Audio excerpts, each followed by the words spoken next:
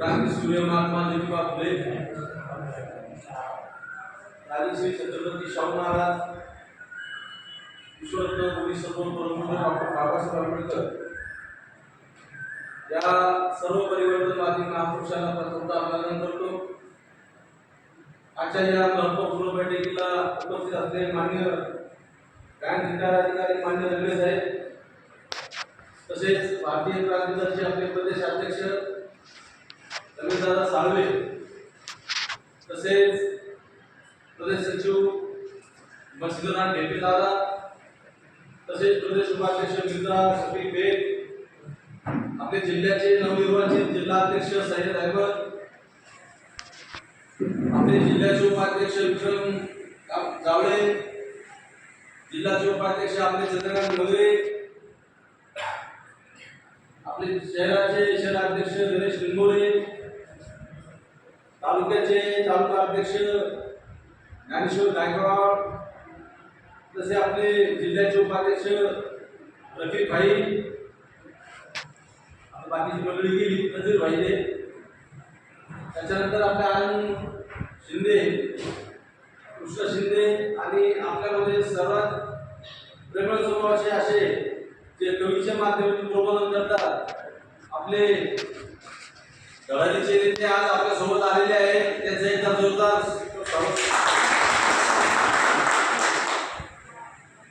आणि सर्व उपस्थित मित्र,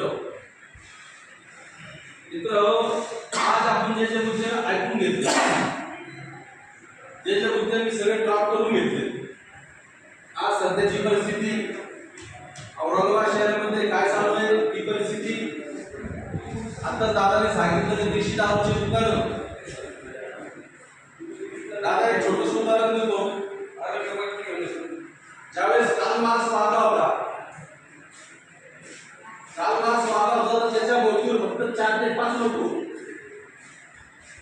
आणि डॉक्टर बाबासाहेब आंबेडकर वारले होते तर त्याच्या बाबासाहेबांच्या बोटीला 7 लाख लोक, परंतु काल मार्क्सचा वारसा घेऊन जाण्यासाठी त्या 4-5 लोकांनी जीवाची बाजी लावून संपूर्ण देशामध्ये संपूर्ण जगामध्ये काल मार्क्सचा डॉक्टर बाबासाहेबांच्या बोटीला 7 लाख आणवली, परंतु यावेळी आले, भावनिक झाले, रडले, घरी जाऊन झोपले आहे, परंतु डॉक्टर बाबासाहेब आंबेडकरांचं मिशन चालवण्यासाठी ते कार्य पाहिजे। त्यांनी विचार केला नाही की येणाऱ्या पिढीला बाबासाहेबांना सांगितले की मी या समतेचा रथ आहे, विचार ताकदीनं विचार हिमतीनं हा समतेचा रथ इथपर्यंत आणलाय। तुमच्याकडे जर हा जर समतेचा रथ पुढे घेऊन जाता येत नसेल तर कमीत कमी याला मागे तरी जाऊ नका देऊ, एवढे जो ज्या ठिकाणी आहेत त्याच ठिकाणी जोरात राहू द्या। परंतु याच्यामध्ये आंबेडकरी अनुयायी रिपब्लिकन पक्ष असतील हे सगळे घटक या बाबासाहेबांच्या हाताला तिथंच ठेवले, परंतु काही आपल्यातले दलाल ही कविता आहे ते समाजात चांगलं नंतर हे सगळे शेजाऱ्या बाबा सगळे म्हणजे बीजेपी सेनेच्या मांडीला जाऊन बसले, परंतु या समतेच्या रथासाठी त्यांनी काही कार्य केले। स्वतःचा स्वार्थ पाहिला, स्वतः खासदार झाले, मंत्री झाले, आमदार झाले, परंतु डॉक्टर बाबासाहेब आंबेडकरांचा कारभार घेऊन जाण्यासाठी कार्यक्षम आहे। कोणतंही संघटन छोटं किंवा मोठं नसतं। मी 5 जणांना आज आपल्या पिढीला कमी प्रमाणात लोक आहेत, पण दादा याच कमी प्रमाणाच्या लोकांनी आता जे आगळ तारखेचं आंदोलन झालं याच कार्यकर्त्यांनी सत्सत केलं, त्यासाठी पुन्हा एकदा कार्यकर्ते आपला आगळ तारखेच्या आंदोलनामध्ये आपला विषय महात्मा फुले विकास महामंडळ असो, अण्णाभाऊ साठे विकास महामंडळ असो, चर्मकार उद्योग असो, मानलादार असो, हा प्रश्न विधानसभेमध्ये अंमलात जाणे गाजवला आणि तो इतक्या दिवसापासून हे महामंडळ या मंडळाला पैसा का देत नाही, आपलं ते आंदोलन सक्सेस झालं।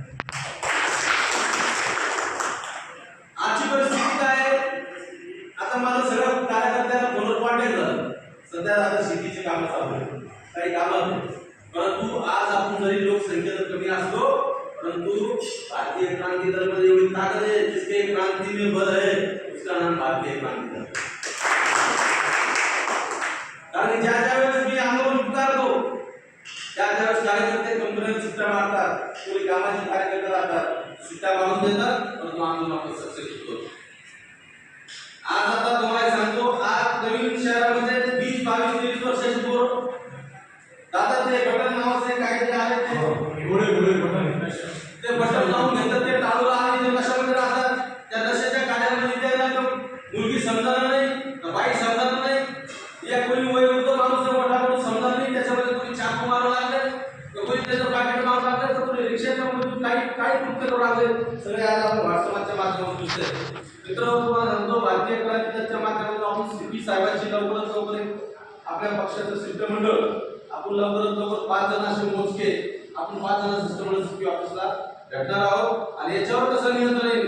आज दिवसा ढवळ्या आज औरंगाबाद शहरामध्ये छत्रपती संभाजीनगरमध्ये दिवसा ढवळ्या खून लागले तुम्ही बघायला काय याच्यावर कोणी राष्ट्रीय जे नेते ते बोलत आहे मला सांगा.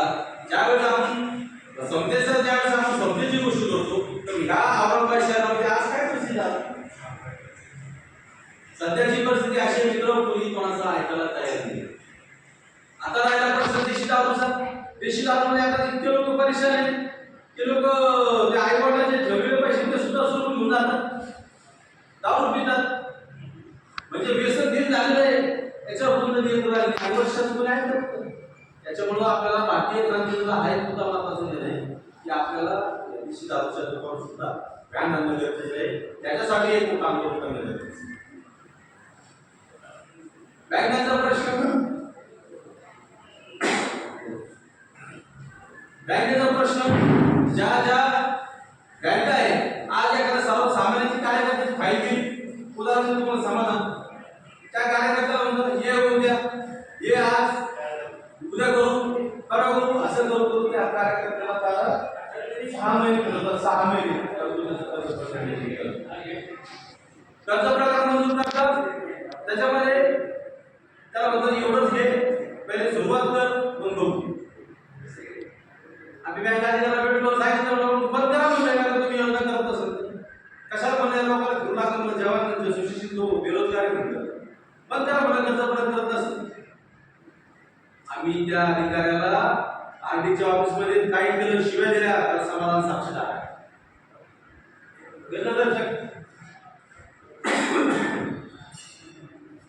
दुसरं महत्वाचं एक मुद्दा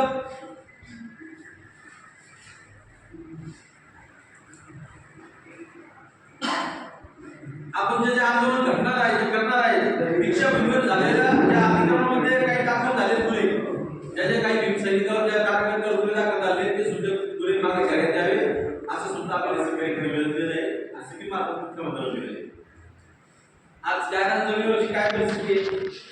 गायरान जमिनी ज्या लोकांनी कसल्या त्या गायरान जमिनीवर आज सरकार नोटीस लावत आहे. ज्या लोकांनी गायरान कब्जे केले त्याला नोटीस लावली तुम्ही गायरान खाली करा. जर असं जर झालं तर या गायरान धारकांनी करावं का हे कुठं जावं.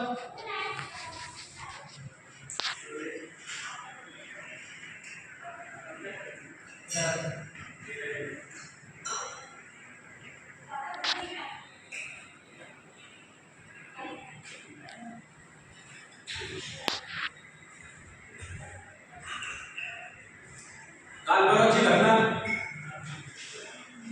एक कोणत्या गावामध्ये गंगापूर तालुक्यामध्ये एका आदिवासी महिलेला शिडी चोरण्याच्या प्रकरणावरून त्या कुटुंबाला ग्रामपंचायत समोर आणलं. आदिवासी महिलेला त्या कुटुंबाला सरपंचांना असं मिळून 15-20 जण तरुणांनी त्याला ग्रामपंचायत समोर काढायला ठेवलं.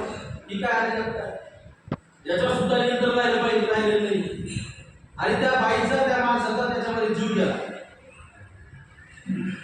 कालची घटना कालच्या पेपर वाचून झाली. त्यासाठी मित्रांनो भारतीय क्रांती दलाच्या माध्यमातून मला एवढं सांगणे जास्तीत जास्त कार्यकर्ते जोडण्याचा प्रयत्न करा. आपल्याला जर आग्रह समजा बाबासाहेबांच्या संविधानासाठी काम करायचं असं जर आपलं समजा आपण येणाऱ्या पिढीसाठी काम करायचं असं बाबासाहेब म्हणतात अगर भावी पिढी के लिए जन्म दिया है तो आज ही मर जाओ. मान सन्मान हक्काधिकार आदमी संघर्ष करता है जानवर नहीं. माझं पोटासाठी तुम्ही सगळे जगू लागले पण जनावरांना आपल्याला काय करायचे गाडीला अशा बोलणं म्हणतात दादा रोजचे काय की त्याचं काही नाव माणूस मेला गेला. अरे तुम्ही मेल्यानंतर सुद्धा तुमच्या नावाची चर्चा राहिली पाहिजे. आज आज भगतसिंग सुधारे घ्या, जवानपणामध्ये 2200-2300 वर्षामध्ये फासली. काय होतं त्याचं जुनून? देशासाठी लढला. आपलं काय आपण पण लावतो आपल्यासाठी. अरे पण तू समाजासाठी पडा. समाजाचं काय आहे? समाजासाठी सुद्धा आला. दुसरं एक महत्वाचं,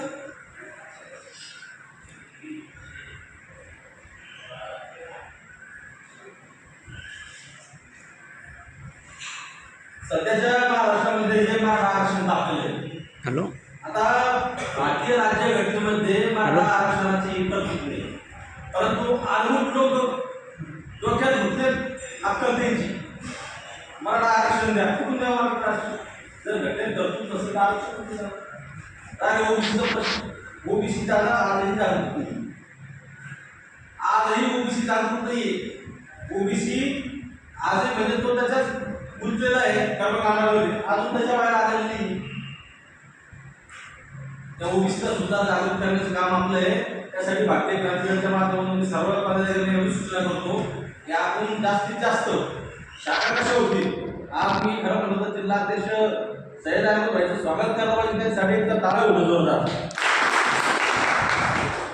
एवढे जबरदस्त पदाधिकारी ते नाही म्हणलं तर त्याचं रोज काम चाललं, दुकानात धंदा करतात आणि धंदा करून तो रोज एक माणसं असल्यानं 12 माणसं जोडले. म्हणून मी त्याचं अभिनंदन करतो एकदा पुन्हा. कारण की आपल्याला माणसं जोडणारे माणसं लागतात. आपण पद घेतलं, त्या पदाला जर तुम्ही न्याय देऊ शकत नाही तर ते पद कशाला घेता? सोडून द्या पद. बाबासाहेब म्हणतात लय मोठे 100 लोक नाही पाहिजे आपल्याला बोटावर बोलण्यासाठी निष्ठेची माणसं पाहिजे. निष्ठेची जे या संघटनेसाठी काम करतील त्याच्यासाठी काम करतील. मी स्वतःची वैयक्तिक ताकद माझी. तुम्ही जर पदाधिकारी नाही आले, तुम्ही जर 100 लोकांना सर्व शब्द येऊन शेअर ताकद आहे. मी तेवढी ताकद, तुमची ताकद निर्माण करा, तुमचं संघटन उभा करा, तुमची तयार करा माणसं. अगर जर समाजावर मोठं जर 1000-2000 लोक असतील आलो का समाजाचं काम होत नाही? का देण्याचं काम होत नाही? इथे सरकारला आजच्या परिस्थितीत काय विचार कधी येत तुम्हाला काय सांगा? म्हणजे ते अधिकारी आपल्यासाठी बसले का त्यासाठी आपण बसलोय बाहेर? बाबासाहेब बसलेले 5 मिनिटं थांबा बाहेर थांबा. लोकशाही मित्र हो, आजही देशामध्ये सगळ्यात जास्त परिस्थिती बिकट जर कोणाची असेल तर ST, SC, ओबीसी आणि अल्पसंख्याक समाज. आज काय परिस्थिती आहे? आजचा मुसलमानाची बी काय परिस्थिती आहे? आजही तो पापड विकू लागला, काही समस्या विकतो. कोणती प्रगती सांगा ना तुम्हाला? आदिवासी बांधवांची आज काय परिस्थिती आहे? दिवसा ढवळ्यात त्यांच्या माणसाला मारले जाते तरी पण ते आदिवासी बांधवाच्या लोकांना घेऊन आपण काय करतोय? नुसतं खातोय आणि झोपतोय. त्याच्यावर थोडं विचार मंथन झालं पाहिजे. बाबा तुम्ही स्वार्थ घ्या ना, स्वार्थ ठेवा ना, स्वतः कमवा, स्वतः करा. आता सगळं जर छत्रपती शिवाजी राजांनी जर स्वतःच कमवलं असतं तर ते जनता म्हणून वाढायचं का कमवलं जातं? शिवाजी महाराजांना एका साहित्यात सांगितलेलं आहे बसा तुम्ही बोलतो दुसरे साथ त्या खाली दुसरं समाज तुम्ही दुसरी साथ इतिहास में गाव आहे. त्याच्यामध्ये ज्यावेळेस शिवाजी महाराजांकडे देवले तो हमकुला एक शिवाजी महाराज देवले 40 शिवाजी महाराज. म्हणजे ते 40 सैनिक इतके जोरात लढत होते की त्या समोरच्या राजाला वाटलं की एक शिवाजी आहे 40 शिवाजी. तर मी म्हणतो या भारतीय क्रांती दलाच्या माध्यमातून ज्यावेळेस मी लढतो मी विचार करत नाही की बाबा आपण साहेबांसाठी माझ्यावर केस होईल, समाजांसाठी माझ्यावर केस होईल. ज्यावेळेस मी लढतो तर त्या लढ्याच्या माध्यमातून म्हणलं पाहिजे बाबा शेरेंद्र साहेब लढतो होता त्याच्यासोबत गणेश मुलं सुद्धा लढतो, आम्ही सय्यद अहमद सुद्धा लढतो. आणि ज्यावेळेस तुम्ही सगळे भारतीय क्रांती दलाची ताकद एक जुळून लढत कोणाच्या बापाला आपण हे करायचं जेरी झाल्याशिवाय आणणार नाही. यासाठी सर्व मित्रांना एवढी विनंती करतो की भारतीय क्रांती दलाच्या सर्वात जास्तीत जास्त शाखा बांधा.